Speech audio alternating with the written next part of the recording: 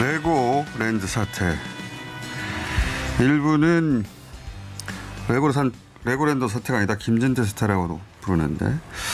자, 정부가 50조 플러스 알파 대책을 발표한 이후 바로 다음 날엔 안정화됐다는 뉴스가 보도가 됐는데 실제 그런지 짚어보겠습니다. 차려경 교수님 모셨습니다. 안녕하십니까? 예, 안녕하세요. 저희가 일주일에 2번 모시는 경우는 드문데 예, 이 레고랜드 거는 레고랜드 고 사업 자체에 영향을 미치는 게 아니라 국가 경제 전체에 영향을 미치는 거라 이게 정말로 그래서 이제 해결됐는지 예, 국채가 아니라 이제 채권 시장이 안정화됐는지 궁금해서 모셨거든요. 근데 특별히 그런 기사가 눈에 잘 안 띄길래. 예, 먼저 시청자들의 이해를 돕기 위해서 두 가지를 먼저 좀 지적을 해야 되는데요. 첫 번째는 뭐냐면은 이번 주 들어서 국제 금융시장이 굉장히 지금 안정세를 보이고 좀 바뀌었어요. 국제적으로. 예, 왜 그러냐면은 미국의 연준이 금리 인상을 속도 조절할 것이라는 이런 기대감이 많이 형성되어지면서 뭐 주가도 올라가고 환율도 그러니까 달러 강세도 좀 수그러들고요. 네. 그러면서 채권 시장의 금리들도 좀 하락세로 바뀌었기 때문에 그 영향으로 그러니까는 이 영향받은 것은 착시 효과를 그러니까 구분을 해야 된다. 일단 외부 요인이 하나 있다. 예, 국제적인 외부 요인이. 두 번째는 뭐냐면은 현재 그러니까 금융시장 상황에 대해서 시청자가 이해를 해야 될 게 뭐냐면요. 지금 이게 전방위적으로 이제 확산이 됐거든요. 그 이유가 뭐냐면은 금융시장의 속성이라는 게 있습니다. 금융시장의 속성은 올해 이제 노벨상 받은 이제 다이아몬드 교수도 그런 표현을 했지만은 시장의 공포가 이제 그러니까 이렇게 자라나기 시작할 때 그것이 이제 악순환고리를 촉발시키는 하나의 그 계기가 뭐냐면요.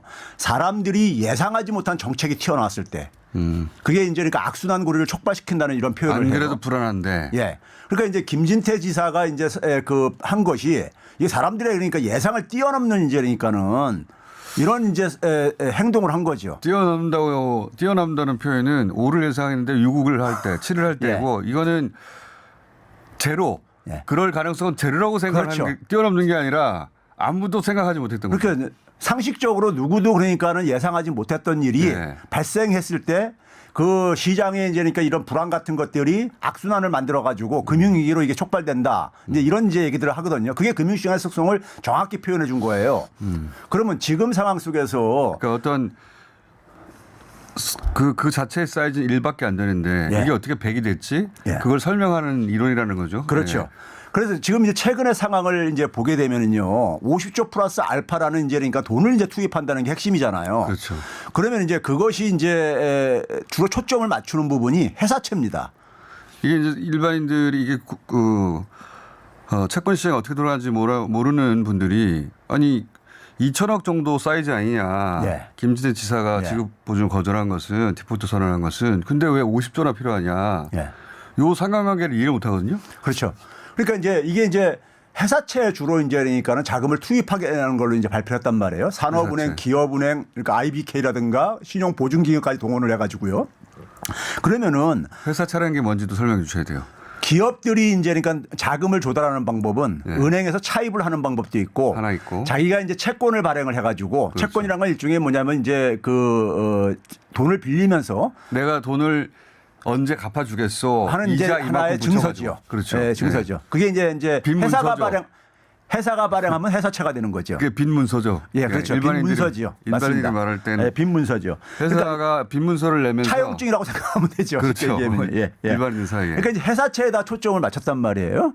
그러면은 이 지금 금융시장의 속성을 지금 뭐냐면 시장에서 투자자들은 정부 당국이 제대로 이해를 못하고 있다고 지금 보는 게 뭐냐면요. 회사채 시장의 타겟을 맞춘다고 해서 해결된 문제가 아니라 금융은 이게 다 연결돼 있기 때문에 이게 전체가 이게 확산되는 지금 상황이란 말이에요. 근데 회사채에다 딱 타겟을 맞추니까 어떤 일이 일어났냐면요. 9월 28일 날 김진태 지사가 발언을 했어요. 지금 이제 못하겠다고 채무상환을요. 사실상.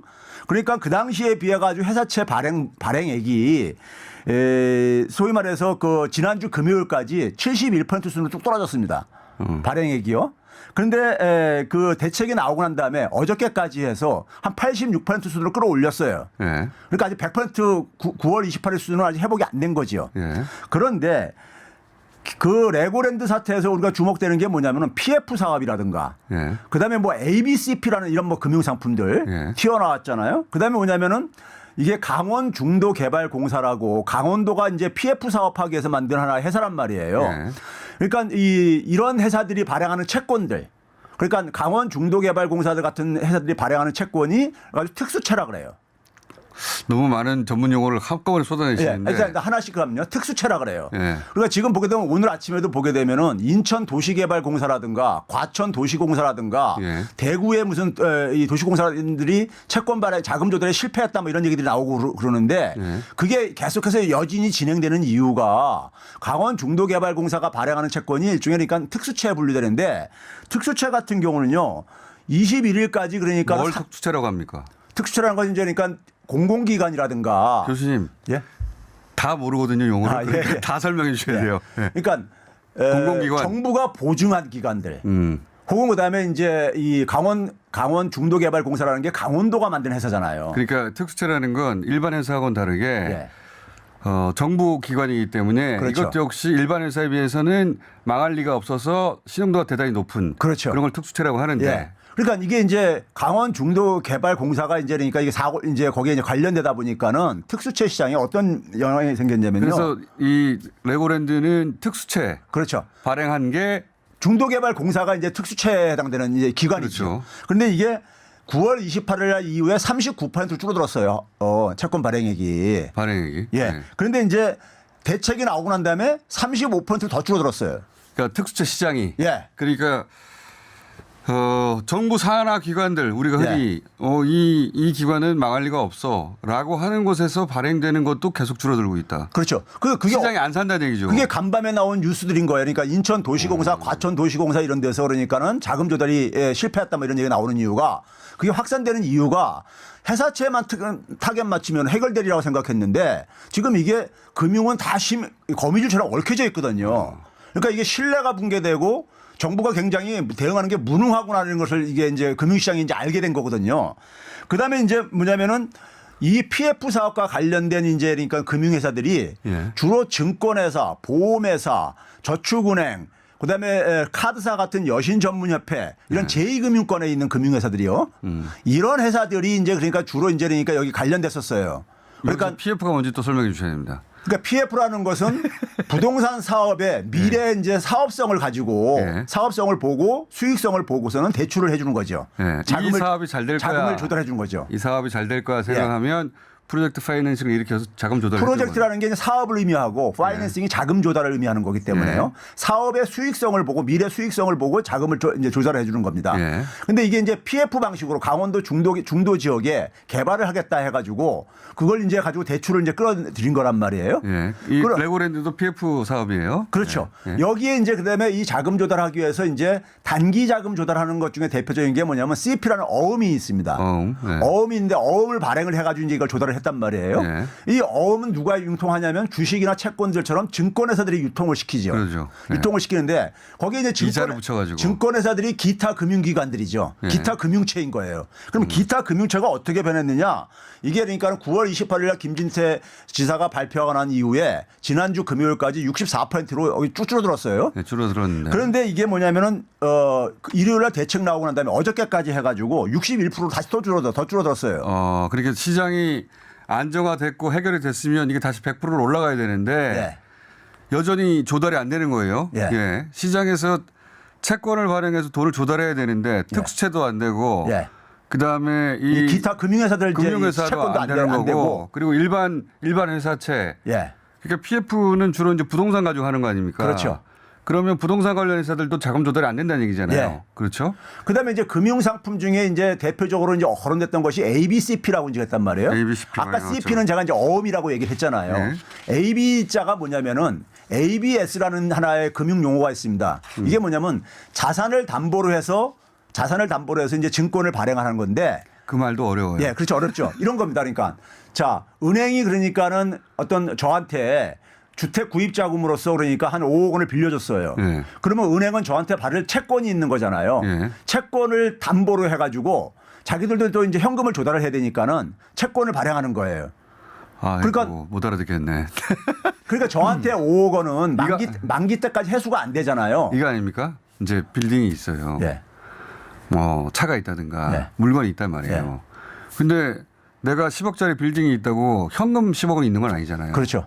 그러면 이 빌딩 하지만 이 빌딩은 돈과 마찬가지 아닙니까? 예. 그걸 이제 돈으로 만들 수 있는 예. 가장 대표적인 것은 채권이나 주식 같은 증권이잖아요. 그 빌딩이 당장 돈이 된 건 아닌데 예. 돈처럼 쓸 수 있게 만들어주는 거죠. 그렇죠. 그게 이제 그러니까 예. 채권화 증권화 시키는 건데 예. 예? 그게 이제 AB자가 들어가는 것들이 상품들이 그런 것들인데 이 ABS 시장이 여기서 에셋 A는 예. 이제 자산이 A가 어셋이죠. 에셋. 에셋 예. 예, B가 이제 백드 이제 뒷받침됐다 이거죠. 자산이 뒤에 있다. 그렇죠. 예. 예. 요 채권은 이건 현금성이 좀 떨어지지만은 자산이 있다 이거예요. 예. 근데 이걸 이제 현금화 시키는 이제 방법이 이제 이 ABS라는 상품인데 그런데 이 ABS 상품이 오늘 어렵다. 예. 이게 이제 그러니까는 김진태 지사가 딱 사고 치고 난 이후에 28%까지 지난주 금요일까지 뚝 떨어졌어요. 사람들이 기피하는 거죠. 이 상품에 대해서요. 예. 근데 이게 대책이 발표하고 난 다음에는 5% 밑으로 떨어졌어요. 더 떨어졌어요? 예. 28%에서 4.9%가 떨어졌으니까요. 그러니까 교수님 말씀의 핵심이 이거네요. 정부가 50 플러스 알파를 내놨는데 예. 시장에서 예. 해당 분야의 채권들이 예.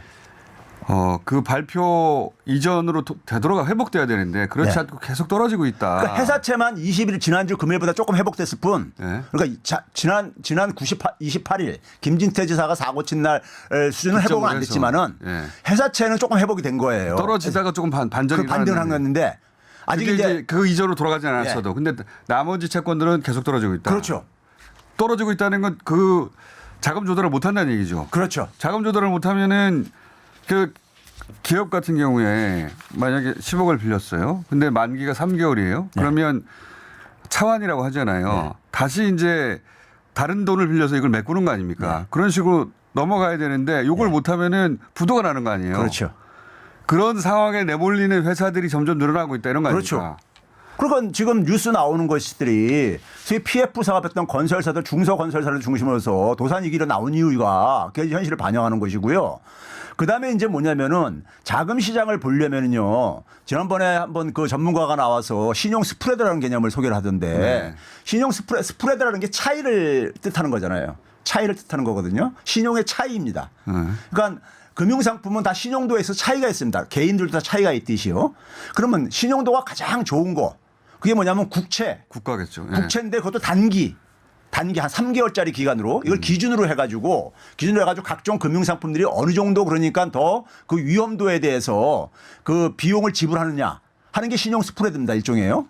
그런데 회사채 같은 경우가 대책을 내놓고 난 이후에 10bp가 더 올라가 버렸어요. 그 얘기는 뭐냐면 회사채를 사주는데 자금이 투입은 됐지만은 자금 조달 비용은 올라갔다는 얘기죠. 그럼 기업 입장에서는 이자를 많이 지불해야 되죠. 그렇죠. 예. 그러면 사업을 성공시켜도 돈이 안 남을 수도 있죠. 예. 마이너스가 날 수도 있죠. 이게 뭐냐면 회사채뿐만 아니라 은행채도 올라가고 다 올라갔어요. 그러니까요. 다 올라갔어. 대책이 발표하고 난 이후에. 그러니까 이게 안정화됐다고 하면 네. 그 이자율이 그 이전으로 되돌아가거나 네. 아니면은 자금 조달이 용이해져서 김진태 그 레고 사태 이전으로 되돌아가야 되는데 실제 그런 지표들이 되돌아가지 않고 있다. 그렇죠. 더 악화되는 지표들이 나오고 있다. 그렇죠. 금융시장에서 그러니까 정부의 당국의 대책이 이게 미흡하다거나 혹은 그다음에 이 대책이 그러니까는 핀트를 잘 못 맞추고 있다. 이렇게 지금 보고 있는 거죠. 어떤 점에서 핀트를 못 맞춥니까? 그러니까 제가 아까 얘기했잖아요. 금융시장은 거미줄처럼 쫙 연결돼 있어요. 그래서 글로벌 금융위기 때 보게 되면은 연준이 처음에 그러니까는 사고 난 데를 쫓아다니면서 하다가 전방위적으로 모든 금융시장에 다 개입을 합니다. 이런 사태까지 발전을 했었어요. 근데 지금 이 상황이 우리 금융시장 상황이 글로벌 금융위기 때처럼 전방위적으로 이게 지금 확산되고 있는데 이 금융당국은 뭐냐면 핀셋형으로 회사채에다 딱 타겟을 맞춰가지고 그것만 하면 해결되리라고 생각을 했던 거죠. 그걸로 해결이 안 된다. 그렇죠. 요즘 그 말씀이시네요. 예. 자, 또 지켜보겠습니다. 왜냐하면 워낙 중대한 일이라 자 오늘 여기까지 하겠습니다. 최백은 교수였습니다. 감사합니다. 예, 감사합니다.